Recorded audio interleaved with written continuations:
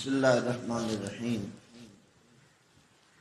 الحمدللہ رب العالمین والصلاة والسلام علی سید الانبیاء والمرسلین وعلی آلہ واصحابہ اجمعین اما بعد فاعوذ باللہ من الشیطان الرجیم بسم اللہ الرحمن الرحیم الرحمن الرحیم نہایت مہربان رحم فرمانے والا۔ رحمان کے اندر ایک حرف زیادہ ہے اور عربی کا قانون ہے کہ الفاظ زیادہ ہوں تو معنی بھی زیادہ ہوتے ہیں۔ مثال کے طور پر قتل، اس نے قتل کیا، یہ 3 حرف ہیں، اور اگر قتل لفظ آ جائے یعنی تاکہ شد کے ساتھ آ جائے تو اس کا معنی ہوتا ہے بار بار قتل کیا۔ رحمان کے اندر را، ہا، میم، الف، نون 5 حرف ہیں، تو اس کا معنی ہے نہایت مہربان۔ را، ہا یا میم 4 حرف، اس کا معنی یہ نہیں کہ چھوٹا مہربان، مہربان وہی ہے، نہایت مہربان رحم فرمانے والا۔ رحمان رحمت سے نکلا ہے۔ رحمت رقت قلبی کو کہتے ہیں، دل کے نرم ہو جانے کو کہتے ہیں۔ مثال کے طور پر ماں جب بچے کو دیکھتی ہے تو اس کا دل بھر آتا ہے، پھر وہ اس کے اوپر مشفق ہو جاتی ہے، مہربان ہو جاتی ہے، چومتی ہے، سینے سے لگاتی ہے، پھر دودھ دیتی ہے۔ یعنی رحمت رقت قلبی کو کہتے ہیں، اور رقت قلبی جو ہے پھر وہ عطا کی طرف آتی ہے۔ لیکن اللہ تبارک و تعالیٰ کی ذات تو اس طرح کی چیزوں سے پاک ہے۔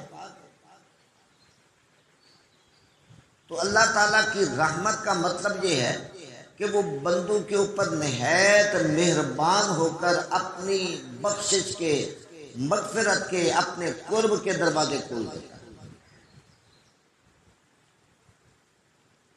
رحمت کی ویسے تو کافی ساری اقسام ہیں۔ فصوص الحکم کے اندر علامہ ابن العربی رحمۃ اللہ علیہ آپ فرماتے ہیں ایک ہوتی ہے رحمت امتنانی، ایک ہوتی ہے رحمت وجوبی۔ رحمت امتنانی کہ بغیر کسی وجہ کے کسی کو دینا۔ مثال کے طور پر ہمارے پاس ایک مزدور آتا ہے، ہم اس کو طے کرتے ہیں 500 1000 روپے کے اندر تو نے مزدوری کرنی ہے، یہ کام کرنا ہے۔ وہ کام کرتا ہے، ہم اس کو مزدوری دیتے ہیں، ہم نے کوئی احسان نہیں کیا، اس کا حق ہے، اس کے ہم نے کام کے بدلے کے اندر ایک نیکی کی ہے۔ رحمت امتنانی کا مطلب یہ ہے کہ بغیر کسی وجہ کے اللہ بندوں کو عطا فرماتا ہے، مخلوقات کو عطا فرماتا ہے، یہ اس کی شان ہے۔ رحمت امتنانی کائنات کے ہر ذرے کو شامل ہے، یعنی کسی پتے کو ہریالی نہیں آتی یا کسی ذرے کو وجود ہی نہیں آتا جب تک اللہ تعالیٰ کی رحمت۔ حضرت سیدنا باجدید بستانی رحمۃ اللہ علیہ، آپ کا گزر مدینہ طیبہ کی گلیوں کے اندر ہوا، رستے کے اندر ایک کتا بیٹھا تھا۔ ہمارے یہاں عام طور پر ہوتا ہے ہٹو پیر صاحب آ رہے ہیں، رستہ صاف کرو، یہ لیکن آپ نے نا کتے کا احترام کرتے ہوئے سائڈ سے گزر گئے. مریدوں نے عرض کی یا حضرت آپ نے کتے کا بڑا احترام کیا. میں ایک تو یہ مدینہ شریف کا ہے، یہاں پر جو مدینہ طیبہ میں جو چیز بھی ہے محبوب کریم علیہ الصلوۃ والسلام کی نسبت سے ہمارے اوپر احترام لاتے ہیں. ہم تو یہ دیکھنا ہے کہاں کے علاقے کی چیز ہے. آپ نے فرمایا دوستو یہ بتاؤ، روز ازل کے اندر اللہ تعالیٰ نے کتے کو کتا بنایا، مجھے انسان بنایا، میں نے کون سی نیکی کی تھی کہ میرے اوپر اس نے کرم کر کے مجھے میرے اوپر احسان کیا، اور کتے نے کون سا نقصان کیا تھا کہ کتے کو کتا بنا دیا. یہ تو اس کی رحمت کا چنتا ہے، جس کے اوپر جیسے چاہے پڑ جائے، یہ اس کا در ہے، وہ مالک ہے. بل مالک کو یتصرف فی ملک کیف یشاء، جو مالک ہوتا ہے وہ اپنی ملکیت کے اندر جیسا تصرف کرنا چاہے حسن ہے اس کے لیے. فرمایا میں نے کون سی نیکیاں کی تھی کہ اللہ نے مجھے انسان بنایا جو اشرف المخلوقات ہیں. کتے نے کون سا برا عمل کیا تھا کہ کتے کو کتا بنا دیا گیا. یہ سب رب تعالیٰ کی رحمت امتنانی ہے. ماں کے پیٹ کے اندر جو بچہ ہوتا ہے اس نے کون سی نیکیاں کی ہوتی ہیں کہ رب تعالیٰ کی رحمت سے وہ بھی وافر حصہ لے. کافر اس کی رحمت سے حصہ کھا رہے، اس لیے کہا جاتا ہے یا رحمان الدنیا والآخرہ، اے دنیا اور آخرت کے اندر رحم فرمانے والے. اور یہ شان جو ہے وہ صرف رب تعالیٰ کی ہے. یہ ہے رحمت امتنانی، یعنی کائنات کا ذرہ ذرہ رب تعالیٰ کی رحمت سے حصہ لے رہا ہے. یہ شان ہے تو صرف رب قدوس عز و جل کی. دوسری ہے رحمت وجوبی. اللہ تبارک و تعالیٰ کی ذات پر کوئی چیز واجب کرنے والی ہے ہی نہیں، لازم کرنے والی ہے ہی نہیں. اگر ہم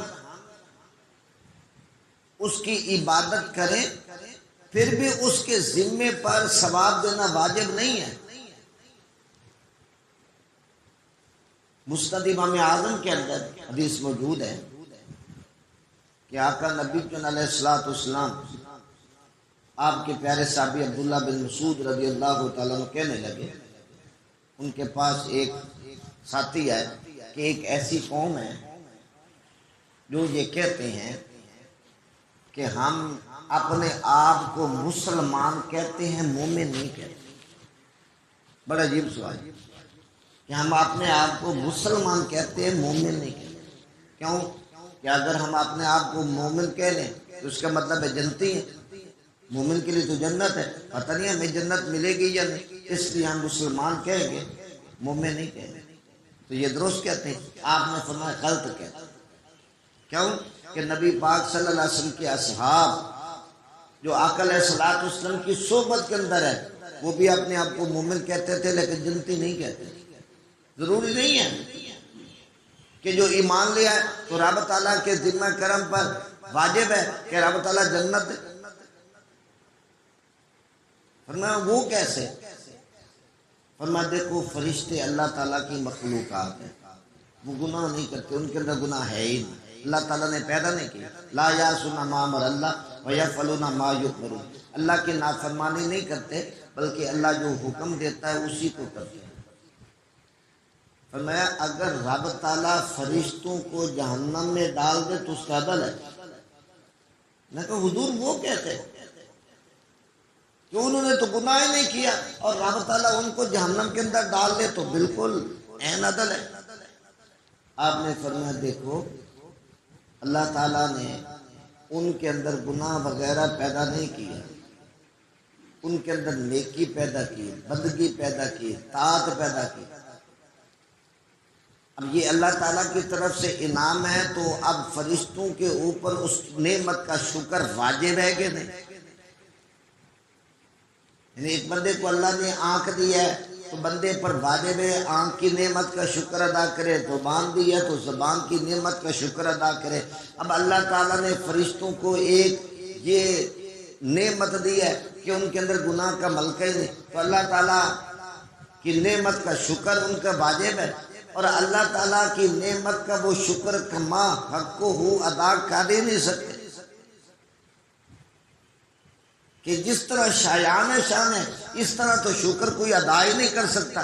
اس لیے اگر وہ فرشتوں کو بھی جہنم کے اندر ڈال دے تو یہ ہے نہ بھائی، کیوں کہ ہم نے رب تعالیٰ کی شان کو سمجھا ہی نہیں ہے کہ رب تعالیٰ کی شان کے اندر کتنا مقام ہے رب قدوس عز و جل کی ذات اقدس کہ یہ ماں برا ہے۔ اس لیے فرمایا الرحمن الرحیم، نہایت مہربان رحم فرمانے والا۔ تو رحمت وجوبی کیا ہے؟ رحمت وجوبی یہ ہے کہ کوئی چیز اللہ تعالیٰ پر واجب کرنے والی نہیں۔ ہم نماز پڑھیں، ثواب دینا واجب نہیں ہے اس کے لیے، اس کی مرضی یا قبول کرے مرضی یا قبول نہ کرے، لیکن وہ کریم خود خبر دیتا ہے کہ میں اپنے ذمہ کرم پر لکھ لیتا ہوں کہ میں نے اس بندے کو ضرور عطا کیا۔ نہایت مہربان رحم فرمانے والا۔ اللہ تعالیٰ کی پاک بارگاہ دعا ہے اللہ ہماری حاجت کو قبول کرے۔ افضل ذکر لا الہ